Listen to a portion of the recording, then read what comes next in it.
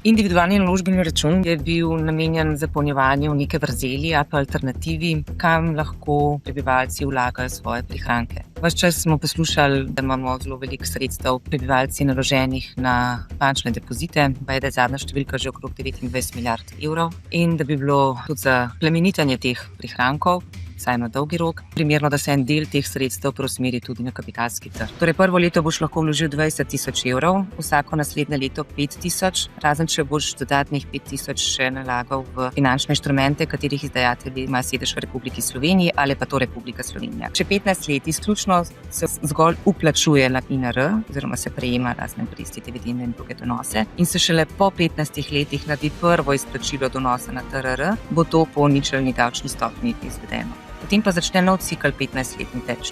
Finančno pismenjevanje ali pa izobraženost v zvezi s tem, kaj počneš s svojimi prihranki, se mi zdi zelo pomembno. No?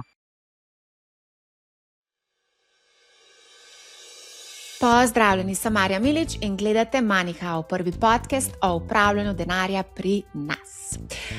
Vroča tema danes, individualni naložbeni računi, vse, kar moramo vedeti o teh računih. Poglobili smo se kar precej v podrobnosti, zagotovo pa se bodo vprašanja odpirala sproti, tako da bomo pripravili pač še kakšno epizodo, zagotovo s ponudniki individualnih naložbenih računov in pa seveda še ena epizoda, kjer bomo predstavili različne strategije investiranja ob uporabi tudi individualnih naložbenih računov. Tako da spremljate MoneyHow, mislim, da vam ne bo žal, hkrati vas vabim, da obiščete našo spletno stran. Objavili smo tudi precej podrobno analizo oziroma simulacijo nakupa delnic Krke preko individualnih naložbenih računov od NLB, ki je pravzaprav prva predstavila cenik individualnih naložbenih računov. Primerjali smo s Trade Republic in pa z Interactive Brokers. Veliko smo se poglabljali v stroške, moram vam iskreno priznati, v stroške brokerjev se poglabljamo že dolg časa, večkrat sem tudi povedala, da so stroški brokerjev, sploh domačih ponudnikov, v bistvu tako zapleteni in komplicirani, da v bistvu odvrnejo človeka od investiranja.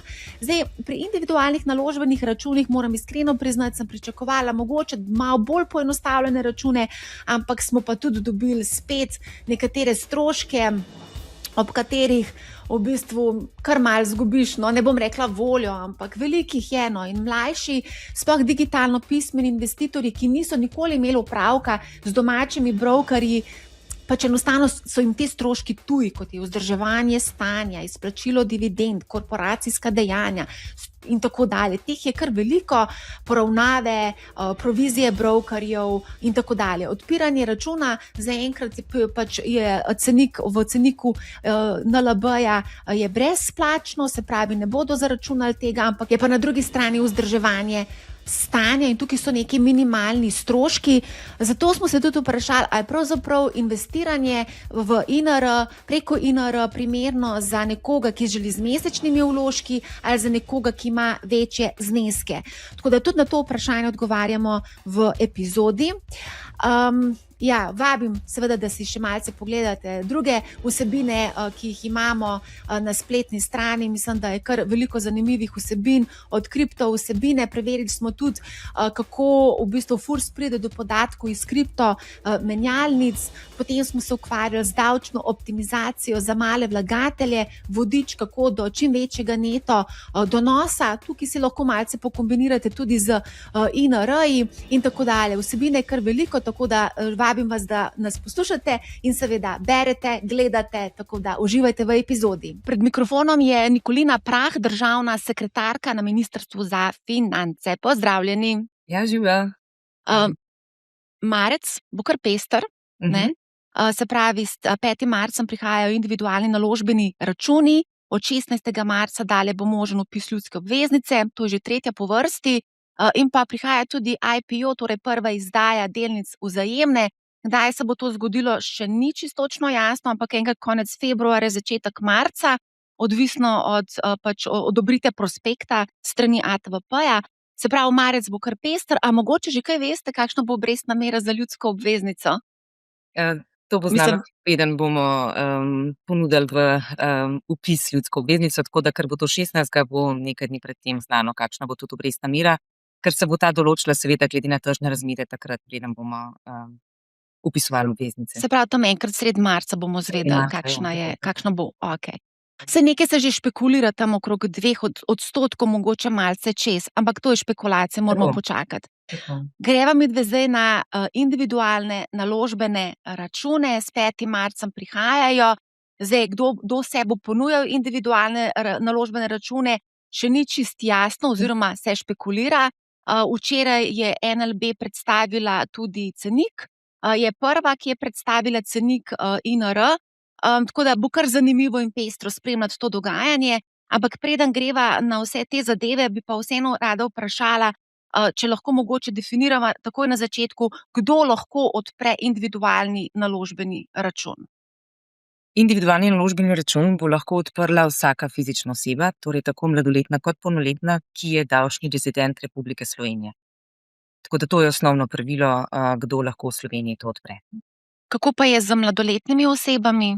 To seveda za njih lahko naredi zakoniti zastopnik, praviloma so to starši, tako da starši bodo lahko ali pa bomo lahko za svoje otroke ta INR odprli pri ponudnikih INR-ja, ki bodo torej imeli to dovoljenje.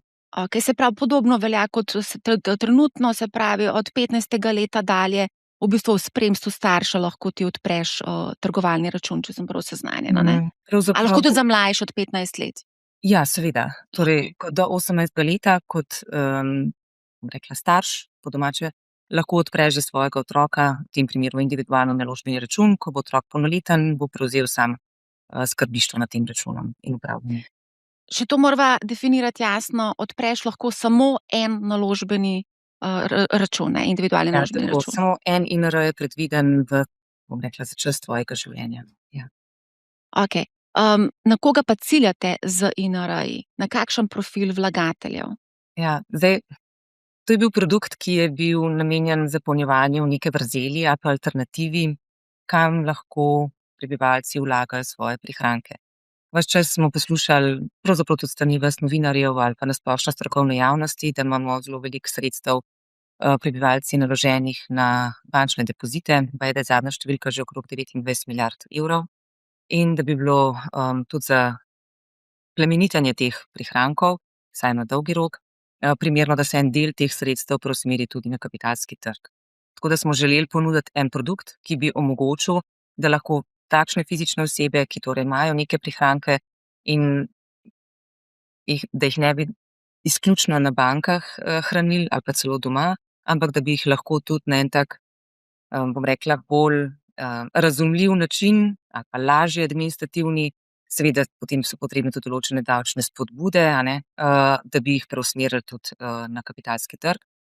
Temu smo potem tudi cel institut prilagodili, od tega, katere finančne inštrumente se lahko kupuje, do tega, na katerih trgih naj bodo ti finančni inštrumenti izdani oziroma uvrščeni, do tega, kaj morajo ponudniki vse pojasniti vlagatelju, preden odpre tak račun oziroma preden kupi tak katerikoli finančni inštrument, tako da je res čim bolj zavarovan.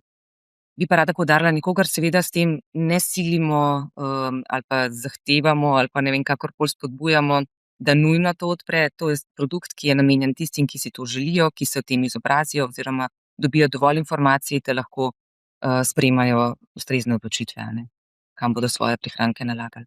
Se pravi, to je v bistvu primarno bilo namenjeno tistim, ki imajo neke prihranke na bankah. Kaj pa tisti, ki nimajo, ki imajo mogoče na mesec, ki si lahko privoščijo 50-100 evrov mesečnega varčevanja? Zdaj tako, to je bilo res namenjeno tistim, ki prihranke imajo. Se tudi ti lahko dejansko vlagajo oziroma tudi ta sredstva potem naprej, bom rekla, plemenitijo.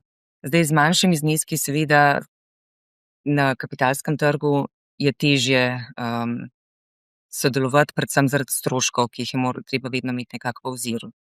Ampak ponudniki v tem primeru so rekli, da se bodo prilagodili, namreč med finančnimi inštrumenti, ki jih imaš lahko na INR-ju, so tudi na primer vzajemni skladi, so tudi ETF-i, kjer lahko tudi z manjšimi zneski v bistvu postopoma nalagaš in si ustvarjaš nek portfelj. Tako da verjamem, da lahko sicer tudi z manjšimi zneski in v tem primeru predlagam, da se morebitni vlagatelji pri ponudniku pozanimajo, kaj to pomeni, kakšni so v tem primeru stroški, kaj lahko torej pričakujejo s časom. Ker gre pa to za račun, ki ga imaš celo življenje lahko, je pa to stvar, ki če se začne počasi, vse kasneje se lahko stvari tudi spremenijo. Ja, se strinjam, stroški so prekleto pomembni, pravim vedno. In tudi pri manjših zneskih, tudi vidimo zdaj na ceniku Nove Ljubljanske banke, ki ga je objavila, da z manjšimi zneski bomo težko pametno plemenitili ta denar znotraj INR-ja. Okej, mogoče samo še, ste želeli kaj dodati? Ne, v redu. Mogoče še ena zadeva, ki jo opažam, sploh pri investitorjih, ki se že odzivajo na ta INR in imajo zelo velika pričakovanja. Opažati je, da ljudje razmišljajo na način, da bodo zelo proaktivno trgovali znotraj tega INR-ja, ravno zaradi davčnega ščita. Ampak na dolgi rok statistike skoraj vse pokažejo, da mali vlagatelji, ki pač hodijo v redno službo in nimajo časa spremljati vsak dan dogajanje na kapitalskih trgih, da se ne izkažejo kot dobri day traderji oziroma dnevni trgovalci ali pa swing trgovalci. Ja, zdaj tako po zakonu je opcij dve. Torej lahko seveda se sam s tem ukvarjaš in sam svojo naložbeno politiko ustvarjaš, lahko pa imaš možnost tudi ponuditi oziroma dati to možnost ponudniku INR-ja, torej gospodarjenja s finančnimi inštrumenti. Tudi ponudniki se bodo na ta del tudi prilagodili, tako da bodo imeli seveda za INR prilagojeno gospodarjenje s finančnimi inštrumenti. To je sedaj možnost sicer, ampak moraš imeti precej visoke zneske, da se ponudniki s tem sploh ukvarjajo. Tako da bo vsak zase bo moral presoditi, kaj je zanj bolje ali pa optimalno. Če se bo s tem želel ukvarjati, seveda spremljati, kaj se dogaja, bo pač bolj aktiven biti, bo šel v klasično borzno posredovanje, sicer se pa lahko odloči tudi za možnost gospodarjenja. Je pa tam seveda tudi treba biti previden, pa videti, kaj je podelala ta borzno-posredniška družba oziroma banka, kam bo nalagala, kakšna bo njena naložbena politika. Tako da v vsakem primeru je prav, da se informira vsakdo, ne glede na to, ali ima na gospodarjenju ali pa na borznem posredovanju klasičnem, kaj se z njegovimi sredstvi dogaja. Če sem prav razumela, NLB mislim, da zaenkrat ne bo ponujal možnost gospodarjenja, so pa rekli, da bo možnost vzajemnih skladov, da boste pač lahko izbrali vzajemne sklade, brez vstopnih stroškov, upravljalske provizije se pa niso prav nič znižale. Če lahko še to dodam. Ponudili bojo pa 3, se pravi vezan na slovenski trg, mešani sklad in pa ameriški sklad. Ja, zdaj po zakonu spet je predviden tako, da vsak ponudnik sam določi oziroma opredeli, s katerimi finančnimi inštrumenti bo trgoval in na katerih trgih. Tako da za NLB očitno je eden izmed bodočih ponudnikov se je na tak način odločil. Verjamem, da se bo vsak ponudnik po svojih preferencah oziroma ki lahko tudi dosega verjetno neke ugodne pogoje za trgovanje, tako da bo pa to v vsakem primeru objavljeno. Vsak ponudnik bo moral na svoji spletni strani objaviti, v katere finančne inštrumente bo nalagal in na katerih trgih, in verjetno se bomo s tem tudi lahko vsak od nas odločil, v katerem od teh ponudnikov bo šel. Zdaj, ko smo videli prvi cenik, moramo povedati, da nekako sem videla oziroma nekako identificirala 2 tipa vlagatelja. Vlagatelji, ki so mogoče malce starejši in so nekako imajo izkušnje z vsemi temi provizijami, ki jih zaračunavajo naši domači brokerji, in pa mlajši, ki so digitalno zelo pismeni, so šokirani pravzaprav ob vseh teh provizijah, ki jih zaračunavajo brokerji. Tudi tukaj vidimo, da so neki stroški, recimo vzdrževanja stanja, to zaračuna tako broker kot KDD, izplačilo dividend tako broker kot KDD, korporacijska dejanja, strošek hrambe tretjih oseb, to ima sicer Interactive Brokers, ampak ni pa odpiranje računa in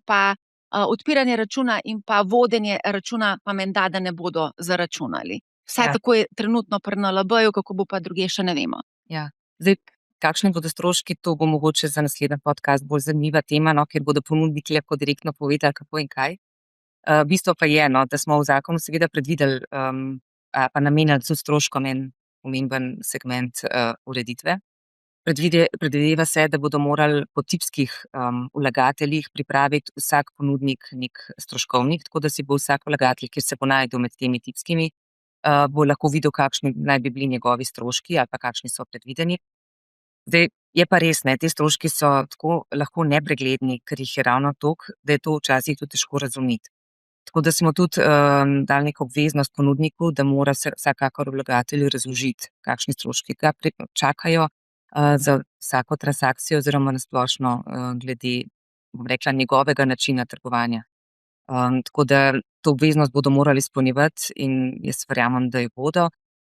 Pogovore, ko smo pripravljali zakon, smo imeli tudi, da bi nekako nekje jih omejili ali pa da bi celo rekli, da so določene stvari brezplačne.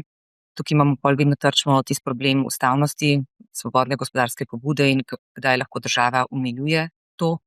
Enkrat smo na Ustavnem sodišču, je to država že poskusila, ko je želela omejiti tudi neke provizije borznoposredniških družb in je bila pri tem neuspešna, tako da smo zato pri tem še toliko bolj previdni.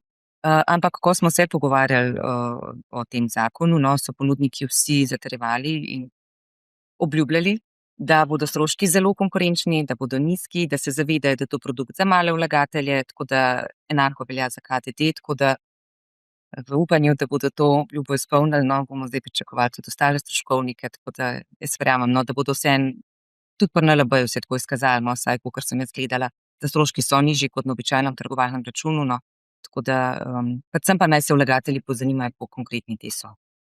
Zdaj ste rekli, da v bistvu nekega stroškovnega stropa niste mogli določiti, ampak pri pokojninskih skladih pa so določeni ti stropi oziroma dokam lahko seže provizija. Zakaj pa je tam lahko, tukaj pa ne? Ja, zdaj pokojninski del je, bom rekla, bolj reguliran, ima to določena evropska pravila, imajo nek določen cilj, bom rekla, obveznih pravil, ki se uporabljajo, no, in tam se lažje utemelji, v čem je javni interes in zakaj ta prevlada nad interesom ponudnika pokojninskega sklada. V tem produktu, ker je nov na našem trgu, v tej fazi še nismo potem bili toliko pogumni, da bi določili, da mora biti brezplačno. Ampak na primer pri NLB-jevem ceniku, no, kakor ste omenili, bo samo odpiranje in vodenje računa brezplačno, tako da že to je tisto, kar bi lahko dejansko sploh uredili v tem delu, ne. Vodenje in odpiranje računa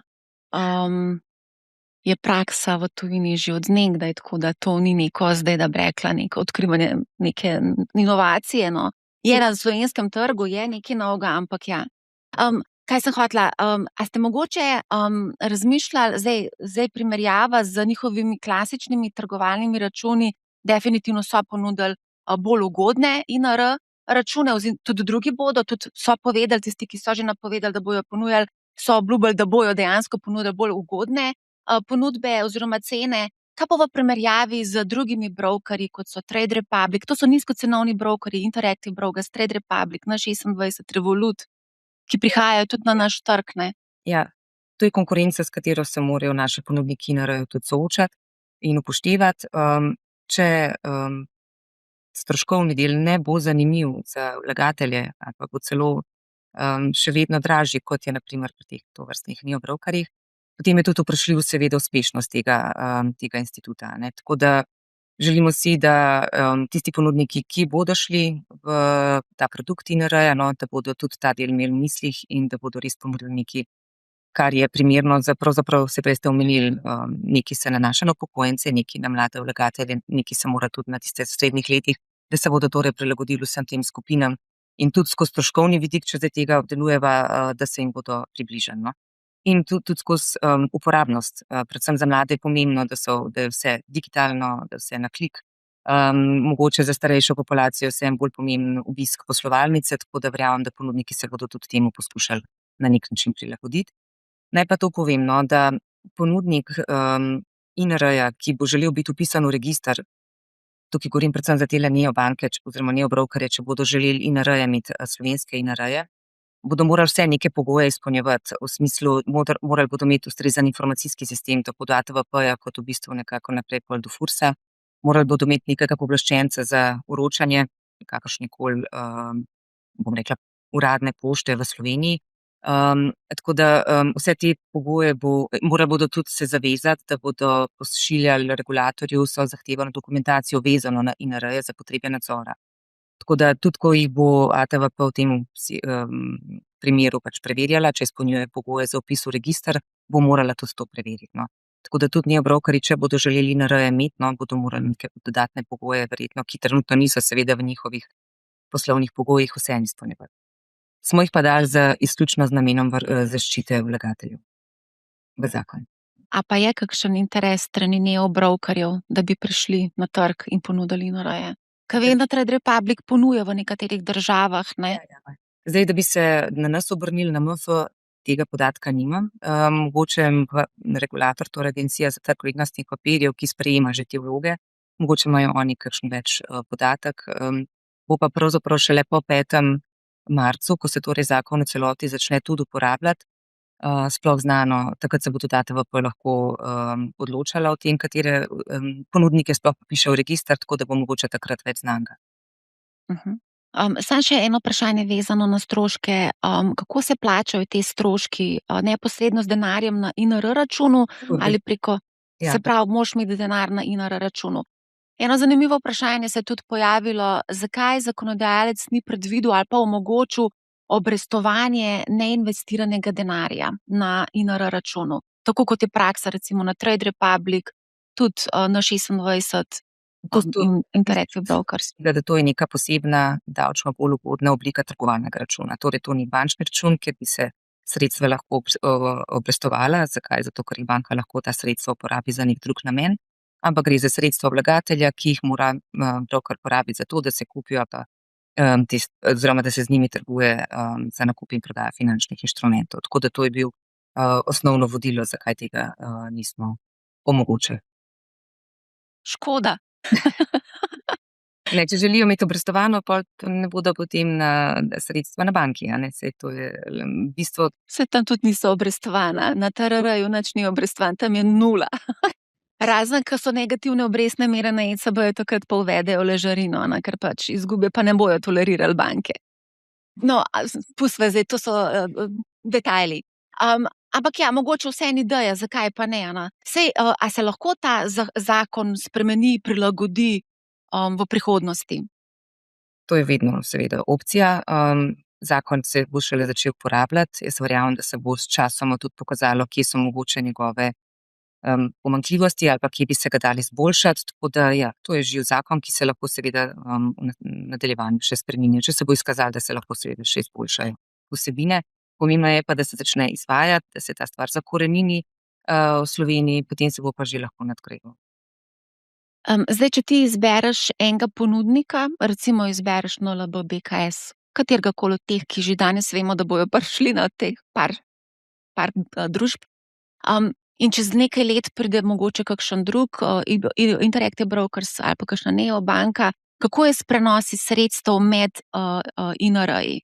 Od enega do drugega. Ja, ta postopek je v zakonu urejen, torej lahko daš vlogo k svojemu, staremu in novemu ponudniku in približno 30 dneh naj bi se ta prenos sredstev tudi izvedel. To je tudi edino obdobje, ko imaš lahko istočasno odprta 2 INR-ja, torej starega pa novega, dokler se v celoti sredstva ne prenesejo. Tako da ja, ta postopek je možen. Edina omejitev, ki smo jo dali, je, da mora vsaj 1 leto preteči, ko si pri enem ponudniku, zato da teh preskokov ni preveč, ker je vseeno za dovolj administrativno obremenjujoče postopke, da se ne bi prepogosto dogajali. So kakšni stroški vezani na to? Ja, lahko so. Praviloma bi to seveda lahko bilo tudi brezplačno, ampak to bo odvisno od ponudnikov.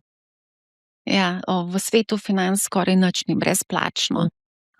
Kako pa je, recimo, zdaj ste omenila to 30-dnevno obdobje prenosa, kaj se pa dogaja v tem obdobju s sredstvi? Zdaj lahko pride do kakšne krize v tem času? To je obdobje, ko se morajo pač sredstva iz računa A prenesti na račun B. Zdaj, to so postopki, ki so, rekla, tehnični in s temi sredstvi se vmes ne dogaja nič, torej ni vplačil, ni izplačil, to je zgolj obdobje, ko se mora prenesti vsa sredstva na drugega ponudnika. Tako da, ko so prenešena, se lahko nadaljuje z transakcijami. Zakaj pa 30-dnevno obdobje? To je dolgo. To je zgolj zato, da je neko obdobje, samo zato, da je neko obdobje, da se ne podaljšuje predolgo to, ampak da se nekako zameji in da se reče toliko maksimalno, seveda bo pa verjetno to lahko pisano prej. Zdaj, zakon določa, da se sredstva praviloma izplačajo v denarju na transakcijskem računu. NLB, ki je edini objavil do zdaj cenik, so povedali, da bo strošek izplačila 2% od skupne vrednosti oziroma minimalno 5 evrov in maksimalno 100 evrov. To sem pol naknadno še preverjala, ker me je zanimalo glede davčne napovedi, ne, ker takrat, če recimo pred 15 letom to narediš, nastane davčni dogodek, v ta strošek je menda da vključen tudi priprava davčne napovedi. Tako. A se pravi, ta strošek nekako ste vi tudi pričakovali, da se bo zgodil, oziroma neki stopni stroški iz INR-ja? Tako, da bi vnaprej pričakovali, ampak pričakovali pa smo, da stroški so z vodenjem oziroma z izplačili lahko, a ne, in zato smo to že uredili, da se ta del šteje. Oziroma upošteva. Okej. Zdaj sem pozabila še eno vprašanje vprašati, vezano na starost. Omenili sva, da lahko odpremo praktično od rojstva. Kaj pa navzgor, je kakšna omejitev? Ni, seveda, ni nobene omejitve. Je pa res, da je na koncu, ko vlagatelj pride, oziroma potencialni vlagatelj do ponudnika, se morate seveda pogovoriti o pričakovanjih, željah. Tako da verjamem, da skozi investicijsko svetovanje bo ali mlajša oseba ali pa starejša oseba dobila vse informacije, da se bo lahko odločila, ali to odpreti ali pa ne. Tudi, če govorimo, da po 15 letih je obdavčitev nič, a ne, sploh tisti, ki recimo ta del naslavljajo, potem lahko tudi to upoštevaš ob odprtju INR-ja, no. Ali je to pomembno zate ali ne. Ja. Dobro, samo vprašanje 70-letnika, če se mu splača odpreti INR. Mogoče ni slaba ideja, če bojo prišle ljudske obveznice, a ne? Še eno zanimivo zadevo, res zelo veliko vprašanj dobivam, oziroma kar komentarjev ali pa mnenj, ali pa pričakovanj, bom tako rekla. V smislu, zaprl bom Interactive Brokers račun, Revolut in druge trgovalne račune in varčeval samo na INR-ju. Torej, jaz sklepam, da so pričakovanja ljudi kar precej velika. Ja, A je to smiselno? To mogoče težko odgovorim, ampak da ta račun ima določene omejitve. Gre v bistvu za neko ugodno davčno shemo, ki jo država spodbuja, zato so bile te omejitve potrebne. Pa mogoče zdaj, ko sva lih na tej temi, lahko še kaj povem na to temo. Torej, prvo leto boš lahko vložil 20 000 evrov, vsako naslednje leto 5 000, razen če boš dodatnih 5 000 še nalagal v finančne inštrumente, katerih izdajatelji imajo sedež v Republiki Sloveniji ali pa to Republika Slovenija, kar pomeni recimo maksimalno še 10 000. To pomeni, v 14 letih boš lahko vložil največ 150 000 evrov. Tako da to so tvoje omejitve. Zdaj tisti, ki trgujejo na trgovalnih računih na drugih neobank brokerjih, lahko da trgujejo z višjimi zneski, lahko da trgujejo s popolnoma drugimi finančnimi inštrumenti, kar namreč tudi ta je zamejen. Finančni inštrumenti, kamor lahko nalagamo, so torej delnice, obveznice, zakladne menice, ETF-i, tudi vzajemni skladi. Ti prvi 4, ki sem jih naštela, morajo biti uvrščeni tudi na prav konkretne organizirane trge, torej držav OECD-ja, EU-ja, Evropskega gospodarskega prostora. Tako da to so neke omejitve, ki jih mogoče vlagatelji na drugih, ki imajo običajen trgovalni račun, ne zasledujejo ali pa grejo kam drugam. Tako da za tiste, ne vem, ali je to primerno, bodo morali sami presoditi. Tako da, ko boš odpiril INR, boš moral vedeti, da imaš določene omejitve, seveda so pa tudi prednosti. Prednost je vsaj z vidika nas, ko smo pripravljali ta zakon, je davčna obravnava absolutno in ta, bom rekla, administracija vezana na imetništvo trgovalnega računa oziroma na trgovanje nasploh s finančnimi inštrumenti. Tako da moj predlog bi bil, naprimer jaz konkretno imam trgovalni račun, tako da ko bom odpirala INR, bom seveda vse to vzela v ozir, ker če mi ustreza to, da 20 in 10 000 je primeren znesek, ki ga bom nalagala na kapitalski trg, je to, meni se zdi, lahko primeren inštrument.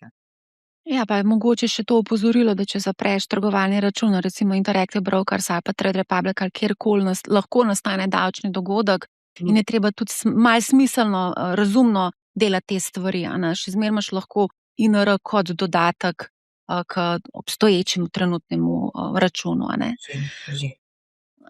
Zdaj, ko ste omenjala 5 + 5, teoretično ti lahko 10 000 evrov investiraš v celoti v slovenske delnice oziroma slovenske vrednostne papirje. Tukaj pri tistem prvem delu 5 000 ni nobene omejitve, pri drugem delu pa so omejitve. Ja, tako, drži. Ne, hotela sem samo povedati to, da tudi čisto tehnično spet izvedba, je tudi v zakonu določen, da prav zato ima vsak na INR-ju nek osnovni račun pa nek podračun, tako da se ta sredstva tudi delijo in da dejansko zasledujejo to zakonsko usmeritev, da 5 000 lahko kamorkoli vložiš, kar sem prej omenjala, glede na trge in finančne inštrumente, preostalih 5000 pa bom temu rekla na splošno na slovenski trg. Kaj pa je definicija slovenski inštrument pri recimo konkretno skladih? Ja, Koliko se to- procentualno mora biti izpostavljen slovenskemu trgu, Ja. da se šteje slovenski? Zgolj za finančni inštrument, če zdaj na splošno govorim, se šteje, da je slovenski ali pa izpolnjuje elemente da v tej kvoti slovenskih, da je torej njen izdajatelj ima sedež v Republiki Sloveniji, ali pa če ta inštrument izda Republika Slovenija, to so recimo obveznice in zakladne menice.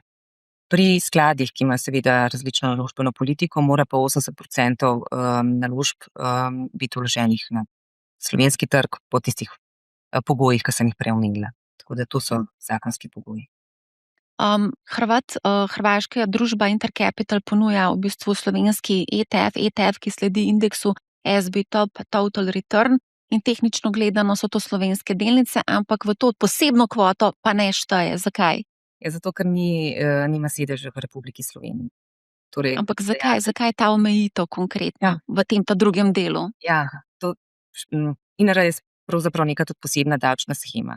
Tako je vezana na davčne rezidente Republike Slovenije kot fizične osebe in potem, ko smo želeli, ker to je seveda, bom rekla, eden izmed ukrepov za oživitev slovenskega kapitalskega trga, smo potem rekli, potem pa dajmo še neko, bom rekla, posebnost za tiste slovenske družbe, torej tiste s sedežem v Republiki Sloveniji, ki izdajo finančne inštrumente. Ker to želimo tudi pospešiti, želimo imeti čim večjo ponudbo finančnih inštrumentov naših slovenskih družb in je bil to razlog. To so tudi davčni rezidenti, tudi te slovenske družbe, ki torej spet v Sloveniji plačujejo davek, tako da zato je tudi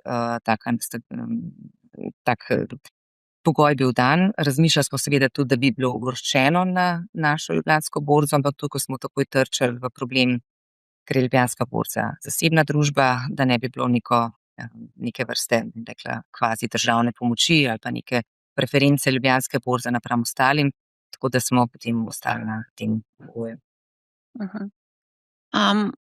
Zakaj 20.000 omejitev, pa 5+5, pa vse skupaj 150? Od kje te številke? Zdaj tako, tukaj smo se pa res veliko pogovarjali, seveda so bile prvotne želje bistveno višje, pa potem smo morali, moram priznati, da to je delovna skupina bila, ki je pripravljala zakon, interesi so lahko različni. Zdaj, kako smo do teh številk prišli, 20.000 kot prvo številko smo rekli, primerjali glede na to, koliko letno približno posamezniki prebivalstva vloži na depozite bančne, kako pa se vsako leto torej povečuje vrednost. In smo nekako prišli do številke, da tisti 20.000 kot prvi vložek na račun sledi temu. Naslednji smo pa rekli 5.000 evrov, smo prišli nekako do tega, da v povprečni plači je to tisti znesek, ki ga lahko posameznik privarčuje mesečno, torej na letni ravni 5.000 in je zato ta znesek bil določen. Še dodatnih 5.000 smo pa želeli samo kot neko dodatno davčno spodbudo, predvsem za slovenska podjetja. Nismo želeli, da bi bilo to seveda več, ampak da je nekako enako, kot je za vse ostale. Za slovensko borzo veljajo neke specifične lastnosti, je zelo nišna, manj likvidna. Kaj se bo pa zgodilo z likvidnostjo potem, ko bo Slovenci odprli INR-je in verjetno večina investirala v slovenske delnice oziroma inštrumente? Ja, s tem smo se tudi veliko pogovarjali s borzo. Pričakovanja seveda borze so velika, menijo, da bo to malo bolj poživilo ali pa oživilo ta njihov kapitalski trg. Problem je bolj v tem, da je ponudba bolj mala in omejena, tako da bomo videli, kaj se bo zdaj s tistim prvim valom vlagateljev zgodilo tudi na naši borzi. Zato si bi predvsem želeli, da bi več finančnih inštrumentov kotirali na naši borzi, zato da bi bila tudi ponudba večja in da bi se vseeno ta povpraševanje porazdelilo ne na 3 delnice, ki jih večina verjetno želi kupiti, ampak na večji nabor. Ampak tukaj mora tudi po moji oceni tudi država narediti mogoče svojo domačo nalogo in tudi uvrstiti kakšno državno družbo, ki seveda ni strateška, na organiziran trg. Tudi to je zavedeno v zakonu, da se mora SDH prizadevati v primeru, ko se investira preko prodaje oziroma uvrstitev na organiziran trg na Ljubljanski borzi, da tudi to, da se tudi ta del torej naslovi oziroma da mora pojasniti vladi, kolikor se za ta del ni odločil. Menda slišim iz neuradnih virov, oziroma ta je bil kar uraden, saj je bil na NLB novinarski konferenci, so povedali, da je veliko zanimanje podjetij za IPO-je, se pravi za prvo izdajo delnic na Ljubljanski borzi. Pa me zanima, kaj se tukaj dogaja na tem področju. Lahko kaj več poveste? Dobro, do informacije do Ministrstva za finance v tej smeri ne pride. Imamo pa mi to kot eno izmed ključnih ciljev finančnega opismenjevanja in si želimo tudi izobraževanje za podjetja oziroma za njihove finančnike, finančne direktorje, da jim približamo skozi različne programe, kaj pomeni financiranje na kapitalskem trgu, kako se lotiti izdaje delnic, kako se lotiti izdaje obveznic ali pa drugih finančnih inštrumentov, kaj to pomeni z vidika, ko si enkrat uvrščen že na borzo, kako moš poročati, komu moš poročati in tako naprej. Tako da pripravljamo za izobraževalne programe tudi v ta namen. Veseli me, da do NLB-ja prihaja veliko informacij o potencialnih izdajah, kar se mi seveda tudi to želimo, prizadevamo in bomo tudi zaradi tega izvedli ta program izobraževanja še v tem letu predvidoma. Tako da podpiramo to, vsaj jaz lahko tako rečem. Zdaj, ko govoriva o IPO-jih, Vzajemna, imela bo največ delničarjev, mislim, da preko 400 tisoč. Tukaj je ena izjema, ko je govora o INR-ju in pa delnici Vzajemna. Drži. Po zakonu je namreč predviden, da lahko na INR vložiš samo denar in se potem s tem denarjem, s temi sredstvi nakupijo finančni inštrumenti. Vzajemna je izjema, to smo se odločili predvsem zato, ker je okrog 450 tisoč potencialnih delničarjev, da omogočimo, da lahko ti delničarji odprejo oziroma da prenesejo delnice neposredno na svoj INR račun. Torej ne, da morajo kot denar to vložiti, ampak kot samo delnico. Je pa tako, veliko vprašanj dobimo, ali počakam na INR, da dam potem lahko gor delnico Vzajemne.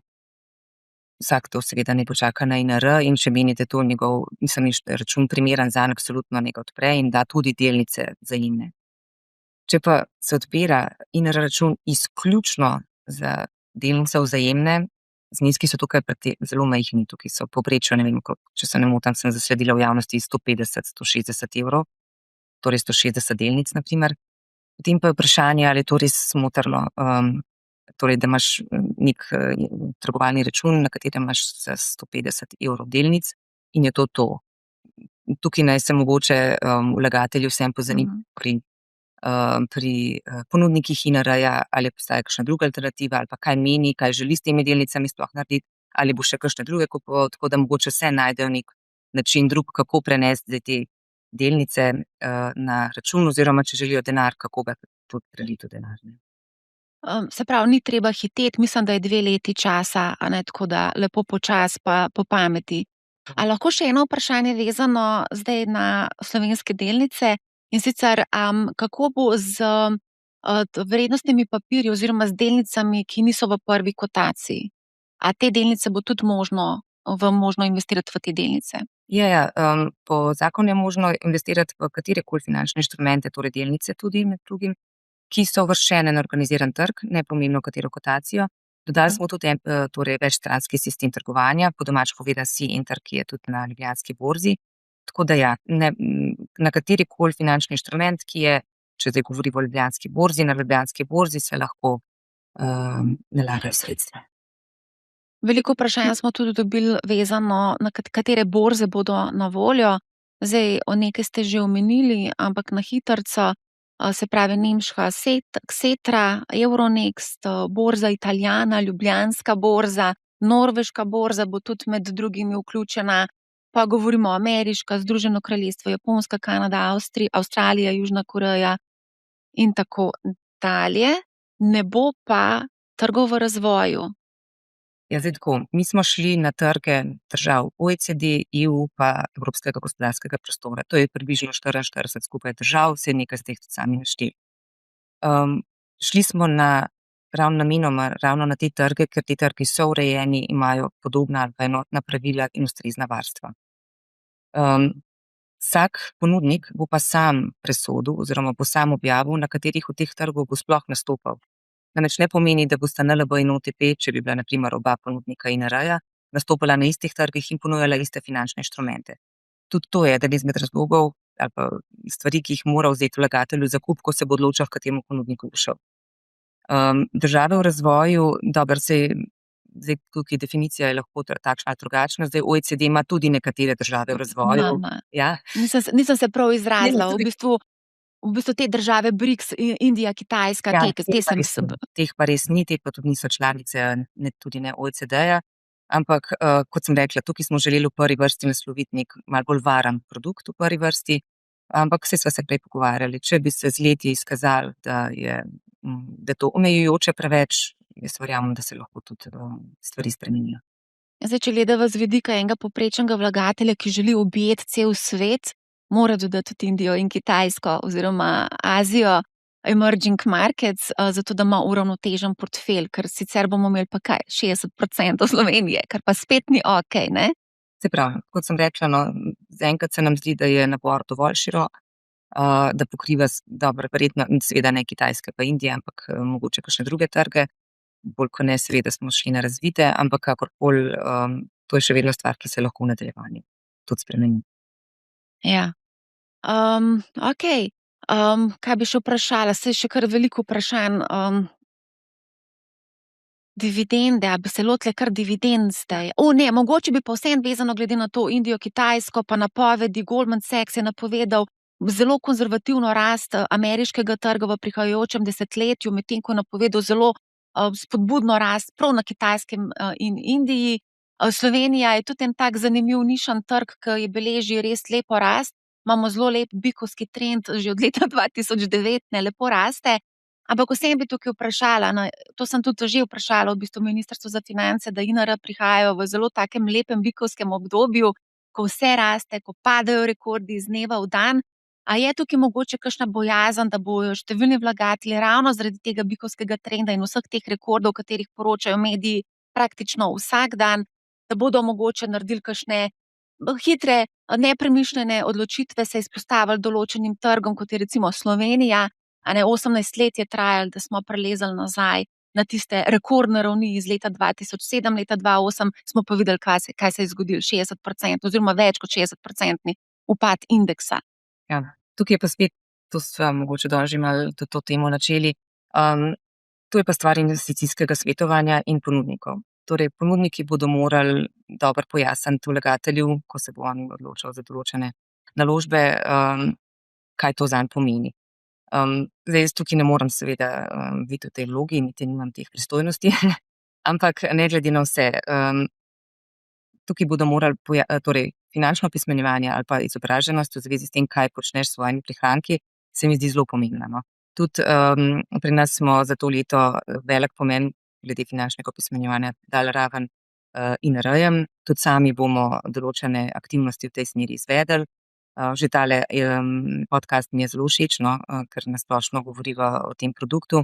Tudi sami načrtujemo nek webinar, kjer bomo tudi predstavili osnovne informacije o INR-ju, kjer bo zraven tudi ATVP in FURS, kjer bodo tudi svoje poglede lahko podali. Tudi ponudniki imajo ustrezna izobraževanja strani svojih združenj, kar je vse v naših akcijskih načrtih za finančno opismenjevanje, tako da temu posvečamo zelo veliko pozornosti. Res se nam zdi pomembno, da vlagatelji, ko se odločajo, kam bodo vlagali, da vejo, zakaj tja vlagajo, da poznajo tveganja.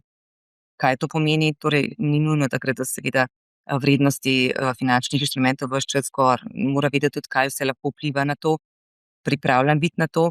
Tako da to so vse stvari, ki jih moramo pojasniti vlagateljem, da ne bodo neka nerealna pričakovanja. Zakon pa, če bi čakali, kdaj je pa tisti primeren trenutek, ga potem lahko tudi nikoli ne bi sprejela, ne. Tako da zdaj je bil nek moment, ko je bila pripravljenost, ko smo dosegli nek konsenz tudi širše, kakšna je vsebina in se nam je zdelo prav, da to gre. Ampak seveda morajo pa zdaj v končni fazi ga bodo pa izvajali ponudniki in seveda vlagatelji bodo tukaj morali tudi nek svojo primerno držo pokazati in se informirati o vseh potrebnih elementih svojega naloga. Ja, se strinjam, da finančno opismenjevanje bo ključno, ker mislim, da v obdobju teh rekordov res pozabimo, da je investiranje tudi obvladovanje tveganja, ne. Absolutno. Tako da se strinjam s tem. A gremo mogoče zdaj na te famozne dividende, ker zelo veliko se govori, da individualni naložbeni računi bojo zelo prav prišli pri dividendnih delnicah, ker pač ne bomo plačali tistih 25% na bruto dividendo. Kaj zdaj moramo vedeti o teh dividendah? Ja, zdaj To je tak produkt, kot ga imamo na INR, je predviden, da ti lahko vse donose, torej tudi dividende ali pa obresti, prejemaš na ta račun in dokler jih ne izplačuješ, se torej ne obrestujejo, ne rabiš izpolnjevati nobenih obrazcev, ampak šele ob trenutku, ko izvedeš izplačilo donosa na svoj TRR. Raven ta razlika, 25% odločitev oziroma 15 ali celo nič po 15 letih, je tudi eden izmed razlogov, zaradi katerih smo omejili tako skupno vrednost vplačil kot letno, da ne bi neki veliki vlagatelji pravzaprav obšli splošna pravila o dividendah na način preko INR-ja, ampak da je to res namenjeno pravzaprav malim vlagateljem in da se jim iniciativa oziroma neka ugodnosti dodeljujejo s te 115% davčno stopnjo. Tako da to je osnovni razlog, zakaj smo tudi, eden izmed osnovnih razlogov, zakaj smo zamejevali plačila. Ravno to, da se ne bi nekako arbitrarno vsak odločil, ali bo dividende plačeval po 25% davčni stopnji ali pa po 15%. Oziroma nič. Ja, ampak ne bomo dobili bruto dividendo na naš INR, kajti prej bodo naši ponudniki seveda si izplačali strošek dividende, izplačila dividende, minimalen je 1 evro pri NLB-ju. To je kar lahko veliko, sploh če imaš več dividend. Nekatere družbe izplačujejo, sploh v Ameriki, kvartalno dividende in to govorimo o centih, dobesedno, a ne, ker pač gre za tako nizkodividendne delnice, ampak zaračunali ti bojo pa 1 evro, pa imamo pa še strošek izplačila dividend od KDD-ja. Ja, zdaj tako, to je z davčnega vidika, torej to, kar država lahko vpliva, ne bo obdavčeno oziroma bo davčna stopnja 15 oziroma nič. To je pa zdaj spet stvar, ki je stvar ponudnika. Tudi verjetno na običajnem trgovalnem računu verjamem, da je strošek enak ali pa celo višji. Tako da na to mi kot država v tej fazi ne moremo vplivati, ampak dejstvo pa je, da davek z davčnega vidika mi tukaj ne bomo posegali v celotno bruto dividendo, če tako rečejo. Ta strošek izplačila dividende, to res ne bi bilo potrebno, no. Iskreno, to tuji brokerji ne poznajo. Ampak se pravi. Saj vem, da nima Ministrstvo za finance nič s tem, ampak je za ponudnika za naslednji posel. za ponudnik. Saj jaz bom imela tudi ponudnike na podcastu, pa jih bom seveda tudi vse to vprašala, tako da nič skrbeti. Okej, kam se v bistvu zdaj stekajo te dividende? To se steče direktno na INR in ne dobiš na TRR. Torej, to se vse obresti, vse dividende, to se vse steka na tvoj INR račun pod sredstva, denarna sredstva in so namenjena temu, praviloma, da lahko to reinvestiraš, ta sredstva. Torej, s tem, ko dobiš dividendo, lahko s tem kupiš nove delnice, nove ETF, obveznice, karkoli že. Če se pa odločiš za izplačilo, potem pa je potrebno, nastane davčni dogodek in je potrebno tudi odvesti davek, kar bo pa naredil za vlagatelja sam ponudnik. Ja. Mogoče tukaj se je samo še to, da pač reinvestiranje dividend je v bistvu tudi ena strategija investiranja in se splača v bistvu tudi biti proaktiven na tem področju, pa se dodatno še mogoče opismeniti, ne. Okej, recimo preselim se v Ameriko, kaj pa v tem primeru? In nisem v bistvu rezident Republike Slovenije za ne vem koliko let. Ja, zdaj tudi to smo nekako predvideli, ker ti lahko INR odpreš, če si davčni rezident Republike Slovenije. In ker lahko samo en INR odpreš v času svojega življenja, smo tudi predvideli, da v primeru, če se davčno rezidentstvo spremeni začasno, lahko nastopi mirovanje INR-ja. Preden pa stopi to mirovanje, moraš pa pravzaprav vsa sredstva, ki jih imaš na INR-ju, prenesti. Bodi si na svoj trgovalni račun, bodi si prodati in prenesti sredstva denarna na svoj TRR. To pomeni, da miruje INR, rekla, prazen, torej brez sredstev, tudi v času mirovanja se na njemu ne more nič dogajati. To mirovanje pa lahko traja do 10 let. Če v 10 letih v tem obdobju ne reaktiviraš INR-ja, se ti bo po 10 letih po avtomatizmu izbrisal in ga torej v času svojega življenja, saj zase, ne boš mogel več odpreti. Če pa ste bili tako strogi? Nekako smo morali zamejiti eno obdobje, nismo želeli, da bi zdaj to mirovanje trajalo desetletja, ampak smo želeli, da se aktivno trguješ na svojem INR-ju, drugače obstajajo pa drugi instituti, kot je trgovalni račun, kjer je pa ta del nepomemben. Gre namreč za davčno neko shemo, slovensko davčno shemo in bi bilo to obdobje potem lahko predolgo. Ne, zato, ko se recimo izbriše INR in potem ga ne moreš več odpreti. Zakaj smo bili tukaj tako strogi? Pravim zato, ker to je neka Zaradi- davčna ugodnost, ki jo nudimo davčnim rezidentom Republike Slovenije, zato smo potem te omejitve pa pogoje postavili. Se pravi, v primeru, da se preseliš v obdobju pred 15 letom, to pomeni, da pač, ko izprazniš račun, nastane davčni dogodek, plačaš 15% davek, ne? Kaj pa recimo v primeru smrti? Ja, tudi dedovanje smo predvideli. Tukaj smo imeli tudi kar veliko debat, kako zadevo nasloviti. Zdaj, pravila so nekako tako zastavljena. Če so na INR-ju zgolj denarna sredstva, se ta nakažejo dediču neposredno. Če pa so na INR-ju tudi finančni inštrumenti, ima pa dedič možnost odločitve, ali vse finančne inštrumente ponudnik INR-ja proda in mu torej nakaže zgolj denarna sredstva, seveda se tukaj odvede davek. Lahko se mu pa tudi prenesejo ti finančni inštrumenti, ki so na INR-ju, na njegov trgovalni račun. Tudi v tem primeru se odvede davek, kot da bi bil INR. In potem, ko so te delnice ali pa obveznice ali finančni inštrumenti, katerikoli na trgovalnem računu dediča, potem se šteje, da jih je na ta dan pridobil in tako začne spet davčni dogodek, bom rekla, do naslednjega njegovega prodaje, s tem teč. Upam, da sem bila dovolj jasna. Ja, se to bomo mogli še malo bolj detaljno pol obdelati, kot specifični konkretni primeri. Ampak bi pa še eno vprašanje imela, ker to je izjemno pogosto vprašanje, socialni transferi, kako to vpliva na socialne transferje? Zdaj, mislite INR ali? Ja, vrednost premoženja na INR-ju, Ja. ponavadi se računa na podlagi pač nekega premoženja, ki ga imamo, fiktivni dohodek, in potem se pač po neki lestvici preračunava, kako v bistvu tvoje premoženje vpliva na socialne transferje. Vpliv je enak kot na trgovalnem računu sredstva, ki so. Se pravi, Center za socialno delo bo dobil to informacijo, tako kot zdaj dobi, in seveda se bo to tudi potem upoštevalo pri. Po logiki stvari drugače tudi ne bi mogli biti. To je premoženje, to je tvoje premoženje, ima neko vrednost in vsaj po moji oceni je prav, da se upošteva tudi pri odmeri socialnih transferjev. A se lahko, zdaj stopnja 15% obdavčitve, ne? A se lahko to kaj spremeni v prihodnosti? To je spet vprašanje, ki za vsak zakon velja, da se vedno lahko spremeni. Ne? Tako da tudi ta del se lahko seveda spreminja, bo pa potrebno potem seveda urediti stvari tako za naprej, kot mogoče tudi v tistem prehodnem obdobju spremembe. Tako da vsaka obdavčitev se lahko spremeni, se vidi, kako je. Imamo volitve, tako da bomo videli, kaj bo naslednja vlada skuhala. Mogoče bo res prišel davek na premoženje, o katerem se pravzaprav kar veliko govori. Pravijo, da smo v bistvu, da naše premoženje premalo obdavčeno, tako da mogoče pač pride še to, ne.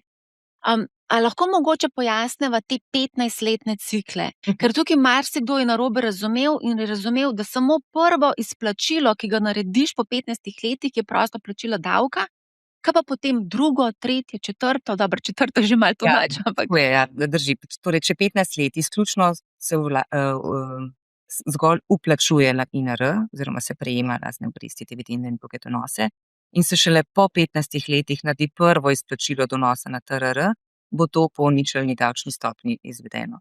Potem pa začne nov cikel 15-letni teči. Kar pomeni, da potem po naslednjih 15 letih, če boš zopet samo vplačeval na ta račun, boš po 15 letih si naredil spet izplačilo, bo to zopet po ničelni davčni stopnji. Če boš pa po 15 letih naredil, 17 leto spet izplačilo, bo pa seveda po 15% davčni stopnji in bo zopet začelo teči 15-letno obdobje. Tako da od vsakega zadnjega izplačila se šteje potem 15 let. Zanimivo, zdaj sem se spomnila še eno zadevo. Naložbeno življenjsko zavarovanje, oni imajo pa po 10 letih prosto plačilo. Vem. Zakaj pa oni lahko, INR pa ne? Po 10 letih. Da bi bilo mogoče dobro malo prevetriti takšne sisteme. Se mi zdi tudi na tem področju je toliko enih različnih obravnav, da bi bilo dobro tudi se enkrat v to kislo jabolko zagristi in mogoče poenotiti nekako obdavčevanje tudi na tem, bom rekla, kapitalskem trgu. Tako da se imaš več anomalij. Poleg te, na primer, je tudi, da do 1000 € obresti na bančne depozite se ravno tako ne plačujejo obresti, medtem ko se na dividende ali pa na obresti na splošno, zdaj govorim obveznic, pa se. Tako da je kar nekaj takih posebnosti. Ali pa na primer pri pokojninskih skladih v drugem stebru imaš tisto letno olajšavo, ki je pravzaprav precej visoka, ampak precej malo ljudi se tega poslužuje. Tako da nasledniki bi bilo mogoče dobro, da se tega tudi lotijo, sploh če se bojo lotili tudi davka na premoženje, in ta del bi bilo res dobro enkrat nasloviti. Je pa to problematično, ker je toliko različnih interesov in je toliko usklajevanj, da potem lahko prideš že precej daleč, pa vseeno padeš stvari v vodo. Tako da tukaj je še kar veliko dela. Ja. In se strinjam, Verjetno- recimo anomalija je kar zelo očitna po 10 letih. Verjetno je pa tudi težko nekako odvzeti neko tako pravico, ki je bila dodeljena, a ne, tako da ja. Ponudnik INR je pravzaprav plačnik davka in mora davek odtegniti ob izplačilu. A to pomeni, da tudi on pol avtomatsko trguje z delom tvojega portfelja, če recimo ni dovolj gotovine za plačilo tega recimo davka? Ja, če ni dovolj stroškov, potem te mora o tem obvestiti. Torej, če ni dovolj, sredstev za poplačilo stroškov na tvojemu INR računu, potem te mora seveda tem obvestiti in ti praviloma moraš nakazati določena denarna sredstva, če ne pa je že po pogodbi določeno, kako se finančni inštrumenti prodajajo za namen, da se stroški poplačujejo. Medtem ko, če smo pa pri odmeri dohodnine oziroma odmeri davka ob izplačilu, je pa to bi morala biti stvar, ki je ponudnik INR direktno povezan z FURS-om, tako da se vse te stvari bi morale po nekem avtomatizmu oziroma nekih ustaljenih postopkih izvajati. Je pa tako, mogoče samo da plastično povem, kako sploh poteka izračun. Torej, obdavči se izključno donos, da ne bo nobenega dvoma, kar pomeni na nek X datum želiš izplačilo donosa. In takrat se ugotovi, na ta X datum si vplačal 50 000 € do danes. Datum se potem ugotovi tudi, kolikšna je vrednost tvojega portfelja, pa recimo, da je 70 000. Tako da za to razliko 20 000 €, če se odločiš v celoti si jo izplačati na svoj TRR, boš za teh 20 000 plačal 15% davek in ta, bom rekla, postopek bo odvodil tvoj ponudnik INR-ja s FURS-om.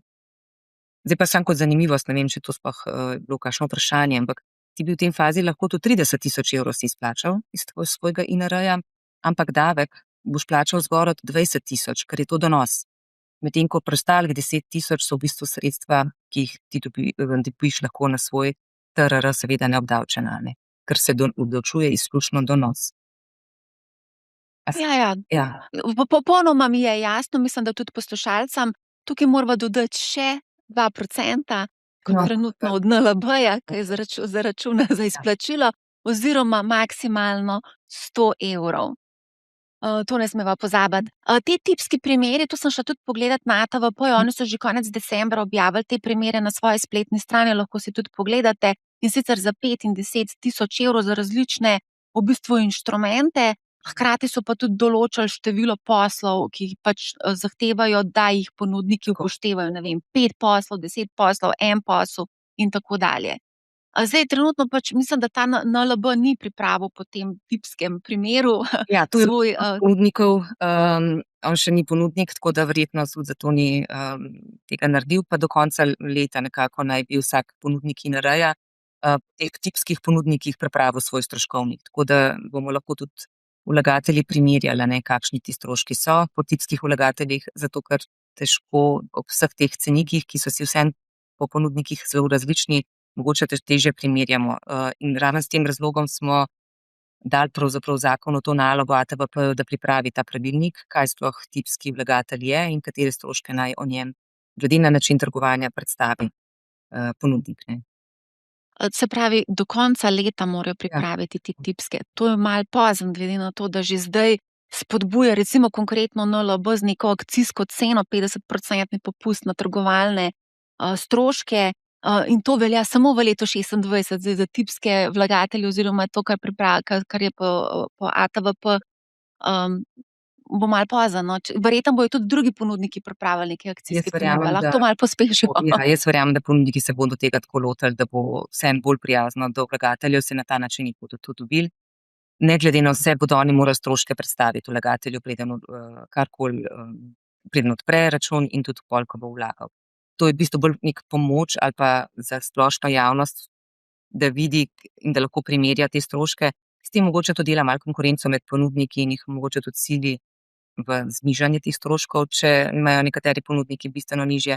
Tako da to je bilo mišljeno prav za ta namen. Ampak jaz vseeno verjamem, glede na to, da pravilnik že imamo, ATVP-jev, da se ve, kateri so tipski ponudniki in da se ve, katere parametre naj bi prikazali, da bodo to ponudniki naredili, samo da dobijo to licenco oziroma da so vpisani v register in da sploh lahko začnejo ponujati svoje storitve. To bo pa šele po 5. marcu. Bojo vpisani v register po 5. marcu. Tako. Se pravi, ATVP verjetno potem že ima podatek, kateri so potencialni ponudniki oziroma verjetno so mogli že dati neko dokumentacijo. Ja, jaz verjamem tako, zakon že velja, samo uporablja se šele s 5. marcem in takrat mora tudi ATVP imeti že vzpostavljen register. Tako da vloge se lahko obdelujejo, ampak sama odločitev o tem, da izpolnjuješ vse pogoje in da si lahko vpisan, je pa šele po datumu uporabe zakona. Tako da jaz verjamem, da takoj po 5. marcu ali pa kmalu po 5. marcu bodo odločali in bodo prvi ponudniki že vpisani v register. Zdaj, ne vem, na hitrico sem preletela ta del, tako da nisem čisto prepričana, ali res zakon prepoveduje neke paketne prodaje INR-jev z nekimi drugimi inštrumenti ali pa. Tako tega nismo želeli, da bi potem vlagatelj se zanimati za INR, potem bi mu pa rekli, ja, super, boš to, pa boš pa dobil zraven še naše tele obveznice, ki jih ravno izdajamo, ali pa naše vzajemne sklade, pa tako naprej, tega nismo želeli. Želeli smo, da ponudnik INR se skoncentrira izključno na INR in da ponuja zgolj ta produkt. Imeli smo namreč malo, mogoče bomo rekli temu, slabšo izkušnjo prvi izdaji državnih obveznic, ko so prihajali vlagatelji k distributerjem in so jim ponujali vse drugo kot to. Tako da smo nekako probali tudi na ta način to omejiti. Tudi pri nas na MoneyHow smo imeli kar nekaj teh komentarjev ljudi, ki so jim ponujali ne samo obveznice, ampak še vse zraven. Ja. Okej. Se pravi, greva se dotakniti mogoče samo še, kakšne so pričakovanja glede razvoja slovenskega kapitalskega trga. Konec koncev zdaj INR prihaja ljudska obveznica, delnice Vzajemne, potencialni novi IPO-ji, tako da kar veliko se dogaja. Kakšna so zdaj tukaj pričakovanja, kaj boste vse naredili za finančno opismenjevanje ljudi, ki pa vseeno morajo dobiti neko znanje. Tukaj mogoče samo še ena kritika Ministrstva za finance. Pač glede same ljudske obveznice, se mi zdi, da je res dober inštrument in bi lahko aktivirali bistveno več ljudi, če bi seveda imeli ustrezne informacije in znanje, kaj sploh pomeni ljudska obveznica in nasplošno obveznica. Ja. Zdaj tako želje, najprej, če začnemo od začetka. Želje na ministrstvu sploh v zadnjih par let so bile, da se sploh kapitalski trg začne o njem govoriti. Prej smo govorili o finančnem sistemu in vsi smo imeli v mislih seveda banke, kakšni so se že spomnili malo zavarovalnic, to je bilo pa nekako tako. To je bilo pa to. Tako da vedno več se v Sloveniji govori o kapitalskem trgu, vedno več se tudi pravzaprav na EU ravni govori o kapitalskem trgu in uniji kapitalskih trgov.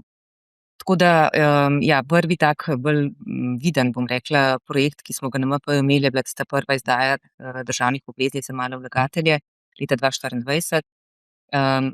Res smo takrat poskušali čim več svoje energije in resursov, ki jih imamo na MF-ju, vložiti v to, da čim bolj predstavimo produkt.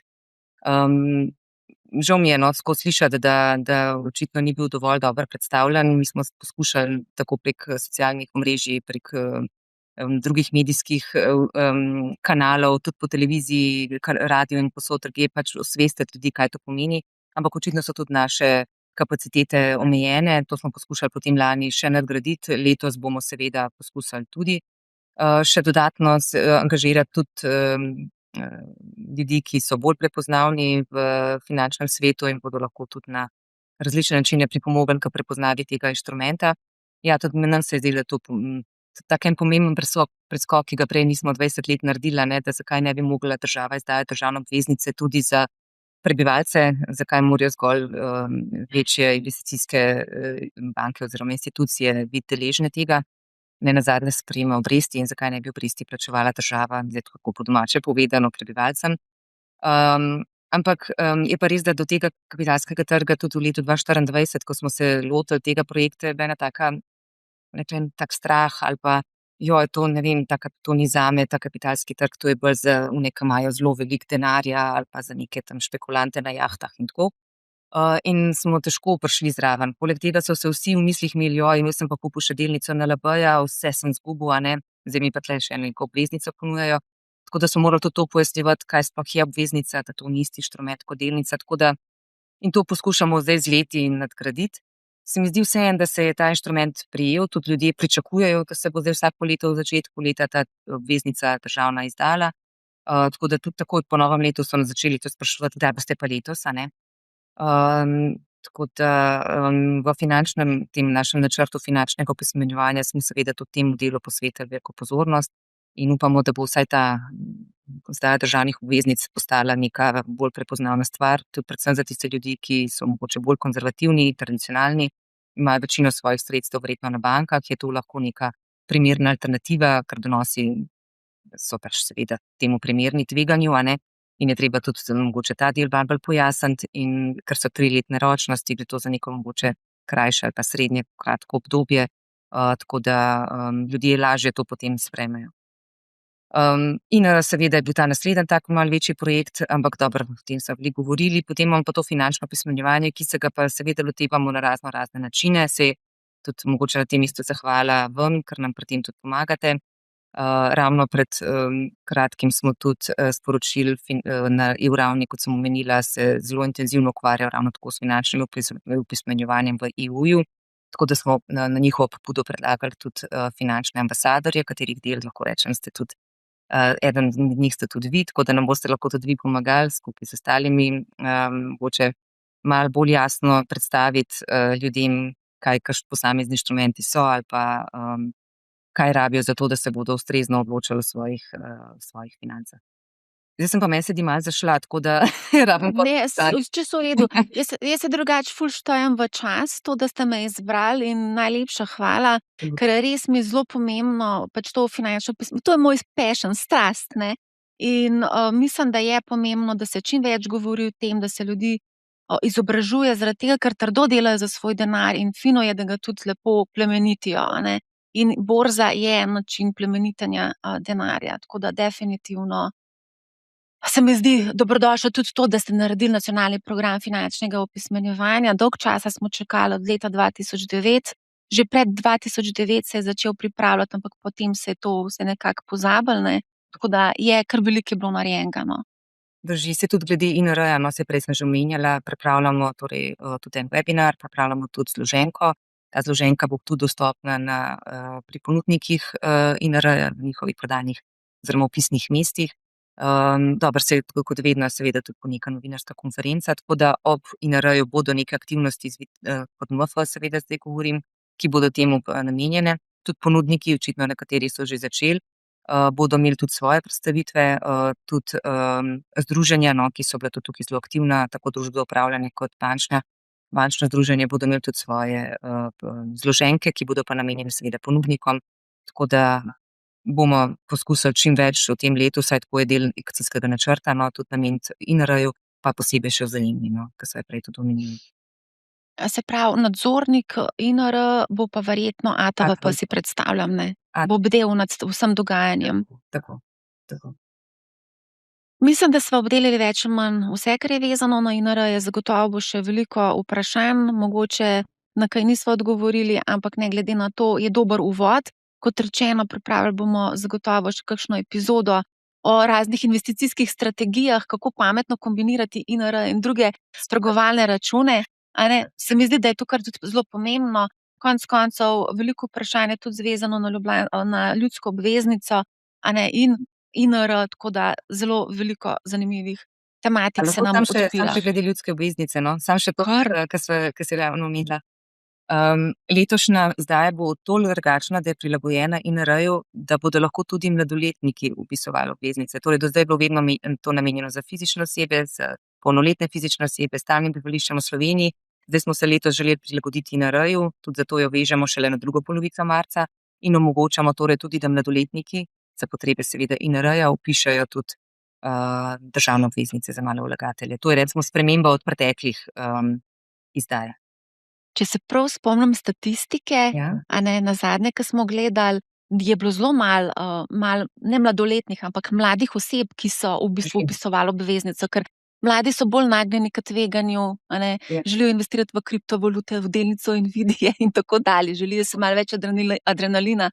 Ljudske obveznice mogoče malo bolj za take, ki se približujejo nekemu cilju ali pa mogoče upokojencem. Ja, ali pa za malo razpršitev tveganj. Pa imaš malo obveznic lahko, pa drugih inštrumentov. To sem pozabila vprašati. Zakaj pa ni možno v sklopu INR investirati v kriptovalute? Saj imamo enega ponudnika, ki je v bistvu nastal pravzaprav v Sloveniji, Bitstamp, na primer, ne? Kot se to sva naslovili, na začetku smo želeli postaviti produkt, ki je čim bolj, bom rekla, zdaj, če to lahko uporabim besedo, za kapitalski trg varen. Torej, varen, predvidljiv, organiziran, in zato smo zbrali tudi take trge in take finančne inštrumente.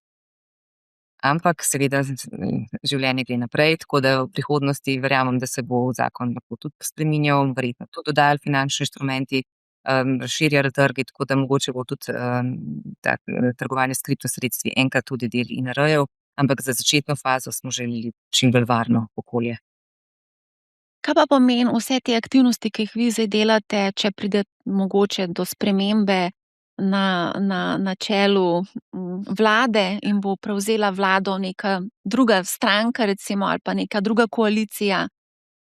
A je to tako nastavljeno, da se bo ta zgodba nadaljevala? Ja, jaz verjamem, da je, saj z vidika finančnega usmerjevanja. Naš cilj je bil torej postaviti osrednjo spletno stran, ki je tik pred tem, da jo postavimo. Pripravljene so vsebine, pripravljeni so skrbniki. Tudi, če govoriva zdaj tudi o državnih obveznicah za malo vlagatelje, to je postal tudi nek trend, ki se bo nadaljeval. Finančno pismenjevanje se bomo drugače delali tudi načrte za letošnje leto, tudi za prihodnje, tako da skupina je določena in ni vezana na, bom rekla, predstavnike vlade. Tako da verjamem, da se bo zgodba nadaljevala naprej v tej smeri. Tudi EU, moram priznati, je tukaj zelo, zelo aktivna in tudi če bi se slučajno pa na naši ravni malo ohladili, verjamem, da bo EU tista, ki bo to porivala naprej. Zelo intenzivno se res dela na EU ravni za to integracijo kapitalskih trgov, za poenotenje praks, poenotenje vseh trgovalnih in potrgovalnih postopkov z namenom, da se vlagateljem olajša vstopanje in izstopanje, da se znižuje stroški in razne administrativne obremenitve, o katerih smo danes tudi kar veliko govorili. Tako da verjamem, da tudi če v Sloveniji kasneje ne bi bilo nekega zagona, verjamem, da bo pa EU ta zagon dala. Ena ideja je bila tudi, da bi bil predmet osebne finance v šolah. Je ta ideja še živa? Ja, še živa. Sicer vse problemov je s tem povezan, ampak bom pa vseeno še, mogoče pa tudi s tem končala. Sem pa toliko vesela v moj 8. razred in so bili vprašani v šoli, kje so pa vsebine, ki jih pa res pogrešajo. In je vsaj v njenem razredu velika večina rekla, da finančno opismenjevanje. Tako da sem bila neskončno vesela, tako da bom probala zdaj na tej lokalni ravni to spremeniti, ampak verjamem, da mladi očitno, ne bom poslušvala seveda, ampak vsaj velik del mladih ali pa en del mladih si res to želi in prepozna v tem neko prednost, tudi ko smo del projekta Bodifin. To je tako veselje gledati tisto več 100 mladih, ki pride, posluša, sodeluje, odgovarja. Tako da jaz verjamem, da ta nova generacija bo vseeno malo drugače gledala na, bom rekla, finance, na informiranost o financah, tako da res veselim. En del vsebine je tudi v sklopu državljanske vzgoje v 8. razredu in pa v 5. razredu v sklopu gospodinjstva. Tako da nekaj je. Ja, je pa ta zelo omejena, to bi se res želeli razširiti, tako da delamo na tem, skupaj z ministrstvom pristojnim. Se strinjam. Upam, da. Se strinjam. In upam, da bo res to kmalu, čeprav je kadrovska stiska v šolah. Je pa to zelo odvisno tudi od samoiniciative ravnatelja, no. Nekatere šole že imajo predmet osebne finance, večinoma so to ekonomske smeri, pa nekatere gimnazije. Ja. Tako da. Največkrat povejo, da je težava v kadrih, ker so preobremenjeni ali pa mogoče niso dovolj suvereni v znanju in bi želeli najprej ta del nadgraditi in potem imeti to vrstne predmete, kako se mu reče, mogoče manj pomembna vsebina, tako da. Ampak se mi zdi, da se ta val počasi širi, imam upanje, da bo. No, super. Najlepša hvala za odlično debato. Ja, hvala tudi vam. Adijo. Hvala vsem, ki ste nas spremljali. Poslušajte Money How, ne bo vam žal in lep pozdrav.